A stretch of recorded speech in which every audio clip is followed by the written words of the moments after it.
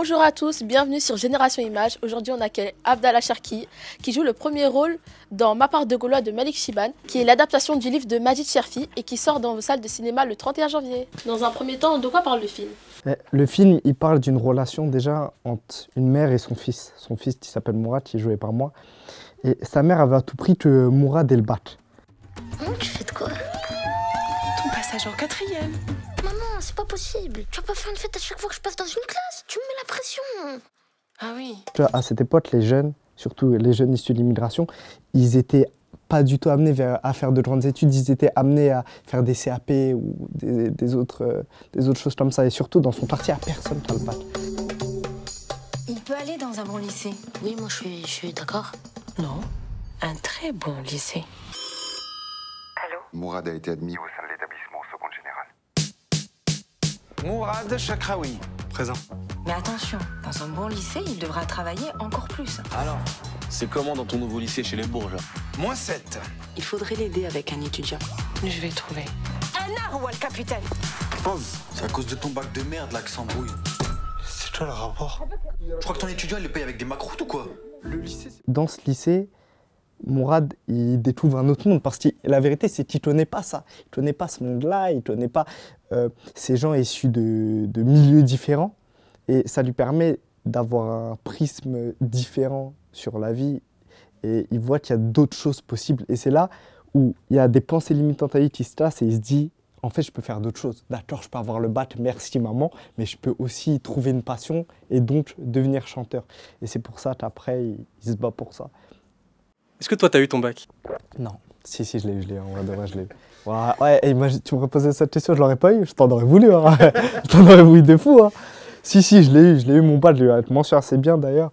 Ouais, je suis content, je l'ai eu, mais j'avais pas le choix, hein. Moi, mes parents, si j'avais pas le bac, je sais que je serais rentré chez moi, les yeux par terre, j'aurais regardé le sol et j'aurais eu la honte. Même imagine-toi, dans ta famille, tout le monde a passé le bac, tout le monde l'a eu, tu vas, et toi, Abdallah, j'ai pas eu le bac. Avant d'avoir joué dans Ma part de Gaulois, tu as joué dans une série assez populaire chez les jeunes qui est Scam.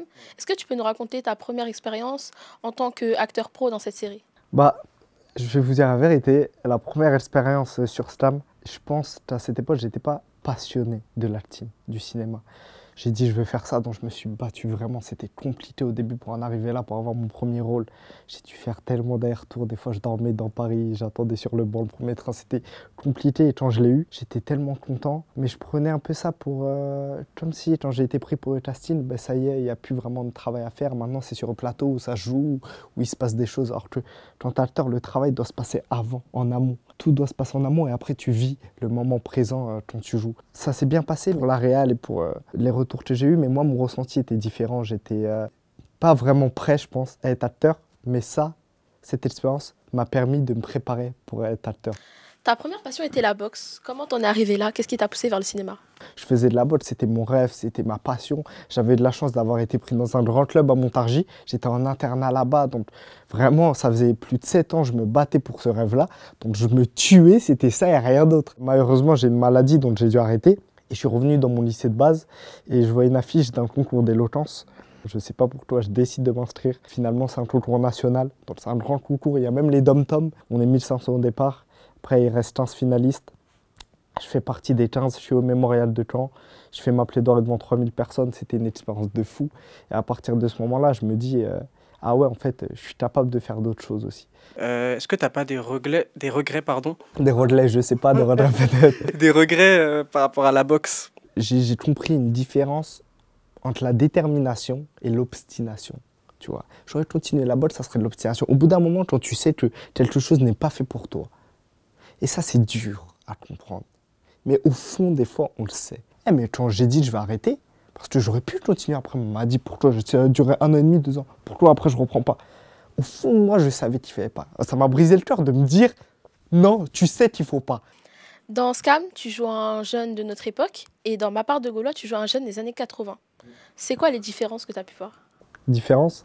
C'est pas à la même époque déjà. Déjà, à partir du moment où j'ai fait les essais vestimentaires, les essais costumes, tu rentres dans un monde différent, t'es habillé différemment, à l'ancienne. Et directement, comme quand t'es enfant et tu mets des masques, ça te rentre dans le personnage, t'as envie de jouer de manière différente. Et vraiment, ça t'aide à rentrer complètement dans le perso. Justement, c'est deux époques qui sont séparées de 40 ans. Qu'est-ce que cela t'a appris sur le contexte plus social, sur la jeunesse de l'époque? Déjà, on n'a pas les mêmes chances avant que maintenant. Dans le rôle, ma part de doigt, je joue un jeune de l'immigration. Et mes parents, ils viennent du bled, mais vraiment, ils viennent d'arriver. Et ça fait qu'on a une autre vision de la vie. On n'a pas les mêmes... tout n'est pas accessible. Maintenant, on a beaucoup de chance. Si on veut faire quelque chose, on va sur Internet, on met comment faire, on trouve des assos. Mais il faut foncer vers cette chance-là et se tuer pour réaliser les rêves qu'on a envie de réaliser.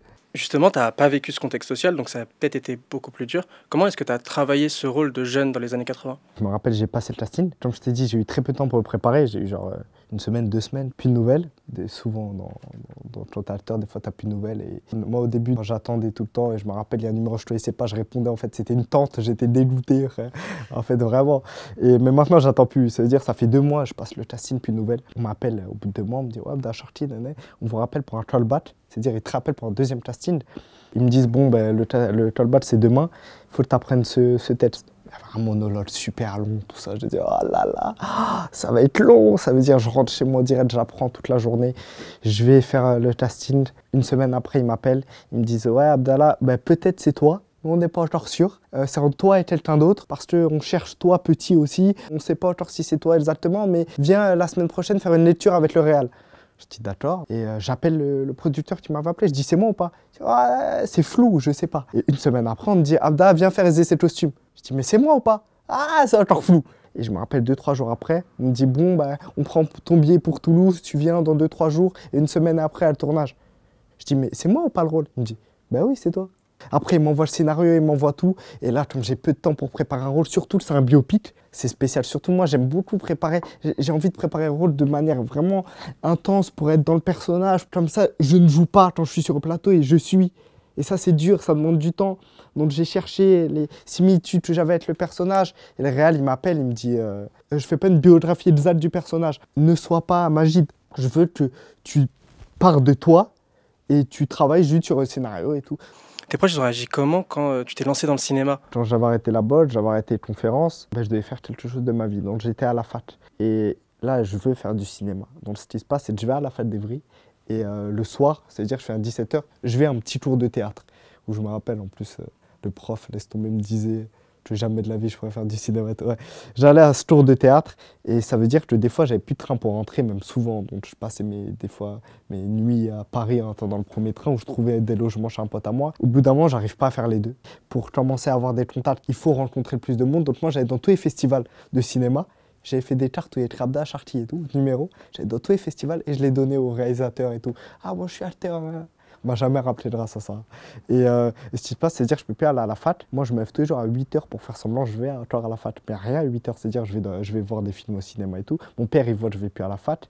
Il me disait, ça sert à rien de tricher, je sais que tu as plus à la fac et tout. Je crois qu'ils l'ont appelé, je sais pas comment il a su, il est trop fort. Ouais. Déjà, il m'a embrouillé pendant un petit moment, en vérité. Et après, il m'a dit, tu veux faire du cinéma vraiment? Je t'ai juste à la fin de l'année. À la fin de l'année, t'as rien qui te permet de vivre du cinéma, t'arrêtes tout. Et ma mère, quand elle a su que je voulais faire du cinéma, elle laisse tomber. Elle a vu le site des agents. Il y a un site où il y a tous les agents de France à postuler à tout le monde à ma place. Elle s'est tuée pour que... C'est grâce à ça que j'ai eu mon premier agent d'air. Et après, ben, j'enchaîne, je vais dans les festivals et tout. Et j'ai de la chance juste avant la fin de l'année. Donc avant un deadline que mon père m'a passé, je suis pris pour 3 rôles. Donc je montre les contrats à mon père, je dis t'as fait une promesse. Donc maintenant t'es obligé. Et à partir de ce moment-là, contre son gré ou pour, il m'a laissé faire du cinéma et maintenant il est fier. Hein. Maintenant, il est super fier de moi, il est trop content que je fasse ça et que je m'épanouisse dans ça et je réussis à vivre de ça, même s'il a encore des peurs. Et c'est normal parce que c'est un métier tellement où il y a des hauts et des bas. Des fois, tu es là, tu montes à des rôles et tout. Après, pendant 7 mois, pendant 6 mois, j'avais pas eu un casting il n'y a pas longtemps. Tu vois. Pendant 6 mois, il n'y a plus rien. Et après, tu retournes, tu as des castings, des rôles. C'est super... c'est une route très sinueuse. Le milieu du cinéma, quand on s'appelle Abdallah, est-ce que c'est différent? Moi, je vais te dire sincèrement ce que je pense. Après, c'est mon point de vue. Moi, je pense que On est dans une génération où on a énormément de possibilités, énormément de chances. Énormément de rôles pour nous. De rôles où je passe plein de castings, où je m'appelle Léo, je m'appelle, tu vois, là, dans 5-6 jours, je passe un casting pour Netflix où je m'appelle Léo. Si tu travailles, s'ils voient que tu es déterminé, s'ils voient que tu as quelque chose peut-être à montrer, ben, ils te laissent des chances. Moi, j'ai l'impression qu'on a énormément de possibilités et ça ne veut pas dire qu'il n'y a pas de discrimination. Il doit en avoir. Moi, je la ressens pas. Tu as dit tout à l'heure que ton prof de théâtre, il t'a dit que tu pourrais jamais être comédien. Est-ce que... En fait, il m'a pas dit ça exactement. C'était pas le prof de théâtre que j'ai eu maintenant à Tourtrajmé, parce qu'après j'ai fait Tourtrajmé. C'est un prof de théâtre. Au début, j'allais dans une petite école, une toute petite école et tout. Et je me rappelle, je suis monté sur le plateau et tout. Et je suis monté, j'ai joué une scène, je sors de la scène et le prof il me dit bon, toi, je pense qu'il te faut 6 ans pour apprendre à jouer avec des gens. Et moi, comme un fou, je pense que c'est ça qui a permis de continuer. Je me suis dit, ah, mais ça veut dire que jouer tout seul, j'arrive trop bien à le faire. Tu vois, j'arrive trop bien. Monologue, ça veut dire que je suis bon. Ouais, je vais travailler ça. Je me suis pas dit, mais ça veut dire que t'es éclaté au sol. Justement, tu donnerais quoi, toi, comme conseil pour ces jeunes qui ont envie de montrer pour qu'ils rentrent dans le game? Il faut que je donne des conseils à moi, frère. Non, en vrai, ce que je peux donner comme conseil, je veux dire à moi, plus jeune, moi qui viens de débuter, trouve sincèrement, mais sincèrement, ce qui te passionne, ce qui anime cette flamme.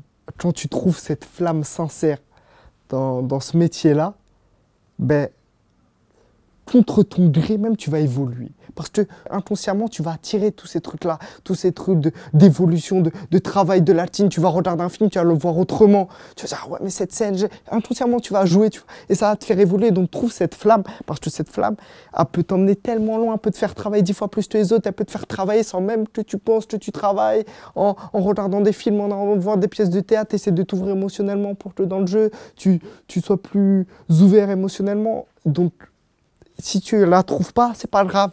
Ça met du temps. Moi, cette flamme a mis du temps à venir. Mais cherche-la.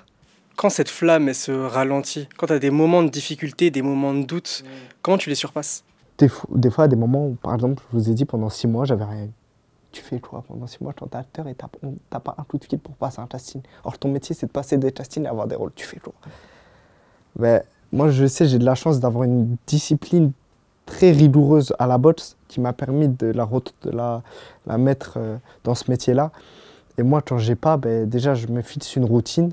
Je me levais le matin, je devais lire 30 minutes, après regarder un documentaire, après faire du piano, après... Tu vois, j'avais vraiment une méditation, j'ai une routine claire. Mais cette routine, j'ai l'impression qu'elle m'empêchait de vivre des vrais moments. Il y a pas longtemps, donc maintenant, ce que je fais, c'est que j'essaye de trouver de la vie. Partout, il y en a, quand j'ai des moments où j'ai rien.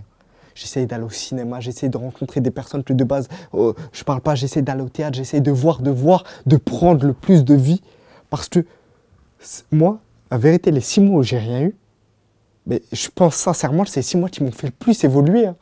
Pourquoi? Parce que j'ai rien, au début j'ai ma petite routine et tout. Après, au bout d'un moment, il y a un truc où tu te dis, hey, ça fait quand même longtemps là, t'as rien. Bon, là, ça va être ça, tu vas rien avoir, c'est fini. Là, t'as eu un rôle, 2 rôles, c'est fin. Et c'est là où j'ai l'impression que je devenais un moins bon acteur. Donc ça m'a poussé à travailler dans des endroits différents et ça m'a poussé à trouver autre chose. Et cette flamme-là, c'est là où je l'ai trouvée. Donc je pense qu'il faut chercher ça pour après manger le monde. Tu vois. Merci Abdallah d'avoir accepté notre invitation. Le film Ma part de Gaulois sort le 31 janvier dans tous les cinémas. Exactement. Merci à toi, Lotman. Merci Fanta. Ce fut un plaisir. En attendant, n'oubliez pas de vous abonner si ce n'est déjà fait et de nous suivre sur nos réseaux sociaux. Lâchez un like. Merci là. Abonnez-vous, likez.